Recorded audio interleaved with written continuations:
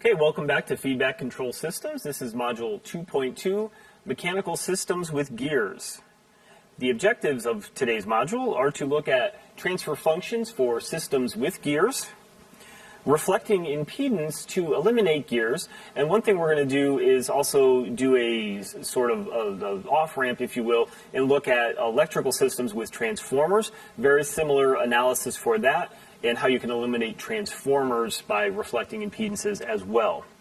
Then we're going to look at some example system with gears, and then finally look at a system with many gears, and maybe hint about an application or so that you might encounter that falls under this category. So first we're going to look at transfer functions for systems with gears. And first, we're going to say we have two gears, a smaller gear with N1 teeth on it, and N1, you can see that's the number of teeth. So we can physically count on this first gear, 1, 2, 3, 4, 5, 6, 7, 8, 9, 10, exactly the number of teeth that's on the first gear. And also gear 2, which is shown here as a bigger gear, we can actually physically count that, the number of teeth. So N1 and N2 represent the actual number of teeth on each gear. Now, one thing we're going to do, it's always good to list our assumptions when we're doing this. We're going to assume what we call lossless gears. There is no backlash in the gear, so that can be thought of as a loss term, if you will. We're going to assume ideal gears in that sense. So I first want to start with looking at gear N1. Notice the direction of torque we're applying to that and its position. That is going in a clockwise position. And then when I look at my second gear, notice the direction is opposite. So the gears are rotating in opposite directions. It's going to be very important, again, when you are looking at your system. Again, remember from last slide, last module, which side are you looking at? From this side looking this way or this side looking this way? Because the direction of rotation, clockwise or counterclockwise, will depend on your orientation. Now that you put gears in, you have to take extra care in making sure you understand the rotation. Okay, so that's the note here, that please understand that gears rotate in opposite directions, and it's good to show directionally the arrows and also the torque as we're showing here. So the first thing we're going to do is we're going to look down here. So as the gears turn, we're going to look at what's called the circumferential difference, and in this case they're going to be equal. So if I look at my first gear has a radius R1 right here, and it's moving theta 1, and so that will have a distance. That radius times the number of radians there, that will cover some circumferential distance. Well, what we're saying is that's also equal to R2, the radius of the second gear, and then the rotational position of that gear as well. So what we can do with this equation is shown up here, is we can rewrite it in the form theta 2 over theta 1 is the ratio of R1 over R2, the ratio of the radius difference. We're also going to say that that's equal to the number of gear teeth, N1 over N2. So this expression here will be useful in some of our analysis. Now, once we have the radius, what we're really most interested in is, I would say, just by knowing the number of teeth. And then going to our electrical example in just a few minutes, that's going to be the turns ratio of the transformer, N1 to N2, or primary to secondary. And what we can see from these charts up here, we have not only position but also torque.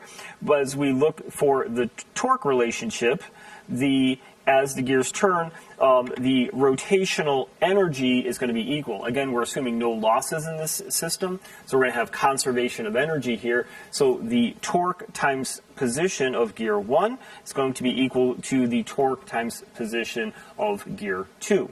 And that would be sort of equal to a force times distance in a translational system in terms of energy as well. So that would be the gear, and we can express that relative to a transfer function here by looking at this ratio.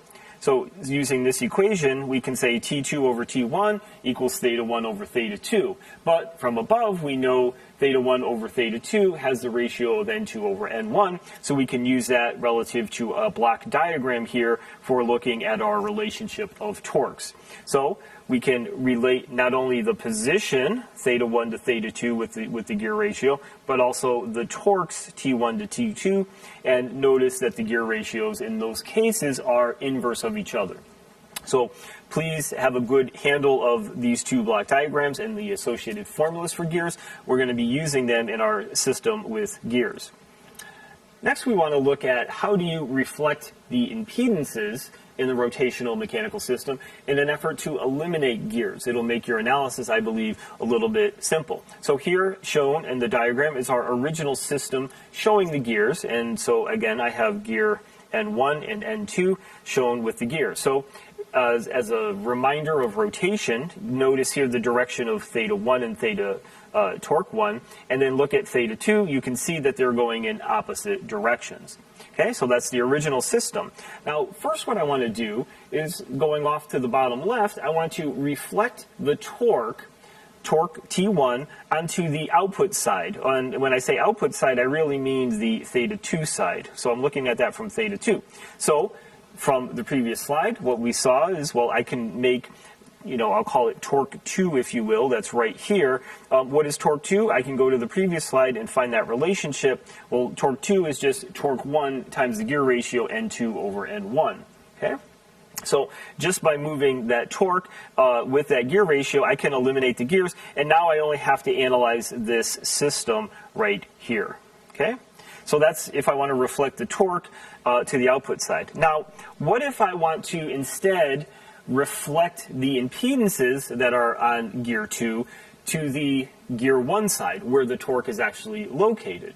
Well, it's a little bit more involved, but what we're going to see here is this system where the inertia J, when I reflect it to this side of the gear, is going to be J times the gear ratio squared. So N1 over N2 in this case squared. The D term is going to be the same ratio squared, as well as the K term for the torsional spring constant, N1 over N2 squared. So what we can see in the bottom here is an equation for what we'll call the reflected impedance. And I thought it was better to just describe this in words. So the reflected impedance is going to be how many gear teeth are on the destination shaft. So in this case, I want to take these impedances, they are here on the source side, and reflect it to the destination side. So the destination side in this case has gear ratio, gear number of teeth N1, and that goes in the top, so that's the destination side. And then N2 is the source side. So these impedances were on, that's where the source was, that's where the impedances were, and then I want to move them to a destination. So that's the ratio that you would do, and it's squared. So I want to dig into this a little bit further, and so going back to our previous slide, this is the slide where we reflected the torque to the output side. So that was the first case in the lower left corner where we took the torque and we moved the torque on the sort of the output or the theta 2 side. So that's this picture that I have here. By inspection, we can write our system of equations here. So what is our forcing function? Our forcing function is now T1 times N2 over N1, once we know the gear ratio here. That's our forcing function. We put that on the right side by our convention. And we look at, since we're theta 2 here, everything's going to be positive. What's touching theta 2? Well, it's J, D, and K, all with their associated impedance terms. And that's going to be times theta 2. So that's our equation of motion by inspection. Now what I want to do is I've boxed up theta 2, and I said from a few slides ago, theta 2 equals theta 1 times N1 over N2. So I'm just making that substitution from here to here. All of the other terms are the same. And then what I can do is do what? I'm isolating my T1 term here on the right. So I'm taking this N2 over N1 and moving it on the other side. So it'll flip. It'll become N1 over N2. And then notice all these terms here will have an N1 over N2 squared because of how I flipped that. So in essence, this is a derivation of the previous slide where we said the reflected impedance is the turns gear ratio squared. So this is essentially a derivation of that. So now I can look at what is T1 as a function of theta 1 relative to that source, that original side. Okay, so that is again a derivation. I can then take that expression Okay, and then look at it relative to the previous slide in the lower right corner when I took the impedances on the theta 2 side and reflected them to the theta 1 side. That's what this picture was, right? That's what this picture was. So from these equations right here, now look, my position and my torque are already on the theta 1 side, and so that's why these impedances here were all reflected based on the derivation. So this really, again, walks you through whether I have it on the torque going to the output side or the impedances going to the input side, essentially walking you through that derivation to show you the two different pictures. Sometimes you'd want to see it maybe relative to this side, maybe sometimes you want to see it on this side. So this really just gives you a mechanism, a flexibility to go and look at the system on either side of the gear.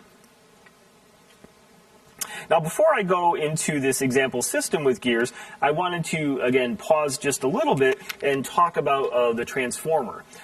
So in an electrical system, if you have a transformer, and I'll just draw my transformer here,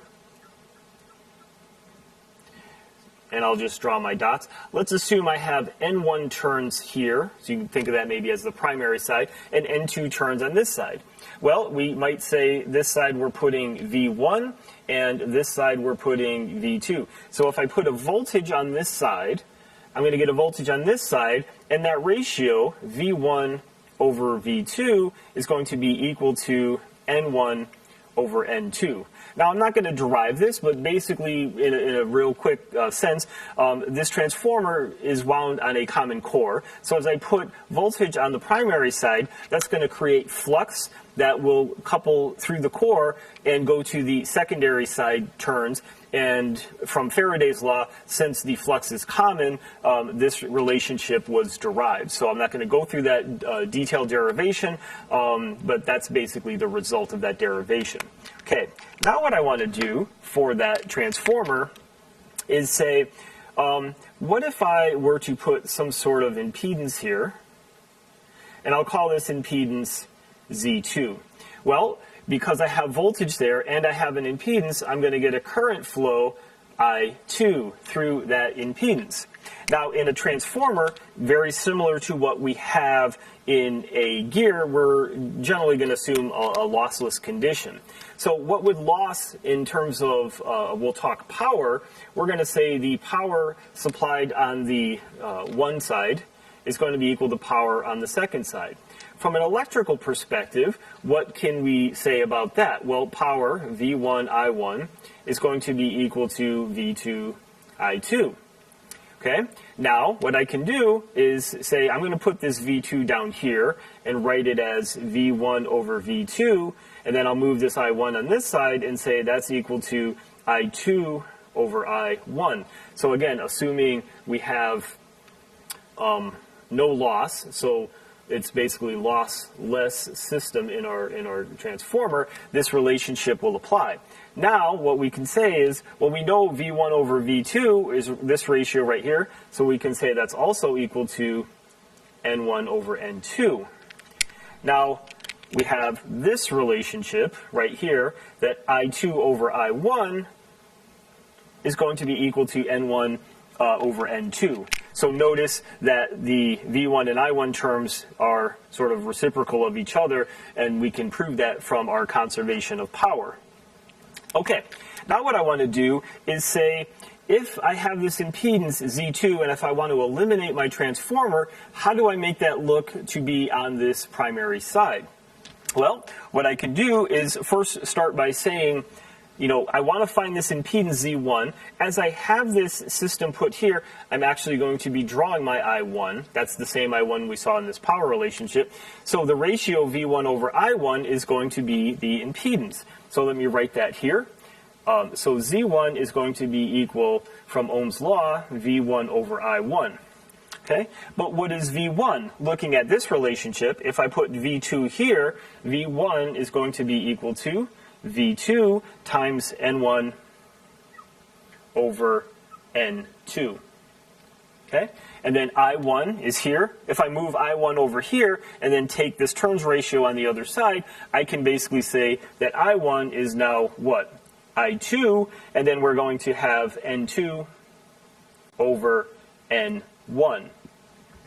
Now from this relationship, what I can do is say, well, V2 over I2 is just going to be equal to Z2. So I have a Z2 here, and I'll just bring down my Z1. This term right here is going to be Z2. Now when I take this relationship right here, and if I flip it, what am I going to do? I'm going to multiply top and bottom by N1 over N2. Okay? These two will cancel. I'll be left with a 1. Notice what I have here. I have my N1 over N2 squared term. So here's my relationship now relating if I have an impedance here on the secondary side of my transformer, and if I want to eliminate the transformer, similar to eliminating the gears, put this on this side, this relationship. So I basically take that impedance Z2 and I look at my turns ratio as shown here. Very similar analysis relative to the gears. So if I were to give you problems now with transformers, you would be able to handle those quite sufficiently.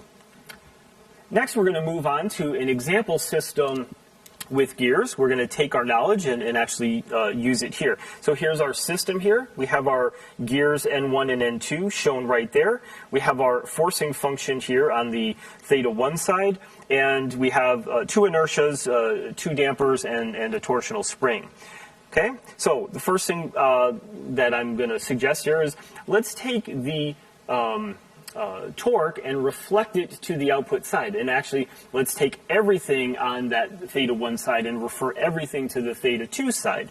So the first step is if I want to take this torque T1 and put it on the theta 2 side, I have T1 times N2 over N1. And so notice again the change of direction. Theta 1 was rotating this direction, theta 2 is the opposite. So now we're just on the theta 2 side. I've moved my forcing function over. Now, I have these impedances on the secondary side, but I need to move these impedances to kind of couple with those. So what I'm doing is I'm defining a J sub E term, an effective inertia, if you will. That is J2, right? It's J2 plus J1 and then reflected to the output side. So I'm going to my destination is N2 over my source original N1 squared. That would be my effective inertia that I would have, my total inertia, if you will. Okay? And then for my spring, I have just K2, so my effective spring is just K2. That's the only spring, and it happens to be on the side.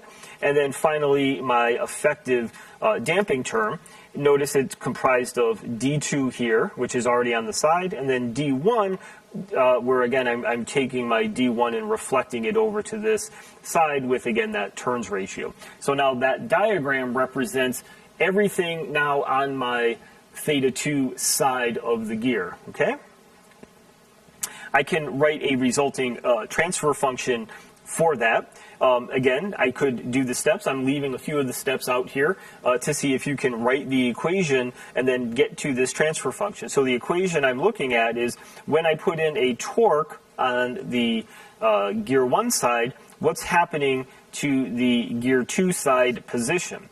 And so it's essentially made up of the turns ratio and then everything that we see here. Okay, so this turns ratio N2 over N1 is really based on that ratio right there. And then the denominator, it's based on JE, KE, and DE as we see down here. So see if you can derive that. And again, if you do have questions on that, please don't hesitate to reach out. Okay, so now what I want to do is look at a system that could have many gears. Sometimes this will be called a gear train. One of the applications I've worked on in this area is in the area of wind turbines. If you think of a wind turbine, some of the bigger ones, think of watching a blade, just a single of the 3 blades, and then count how many times it might rotate a minute. You might get, just for rounding purposes, somewhere in the 18 revolutions per minute if you sync on one of the 3 blades.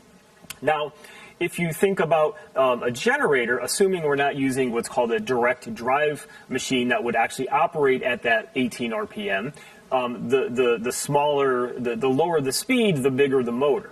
So what they typically do is, let's run that motor maybe at 1800 RPM, which would be, if you're talking 60 hertz, a 4-pole motor. So if we want to run that at 1800 RPM, the shaft from the blades is running at 18 RPM, the shaft of the motor running at 1800 RPM. That's a difference of 100 to 1.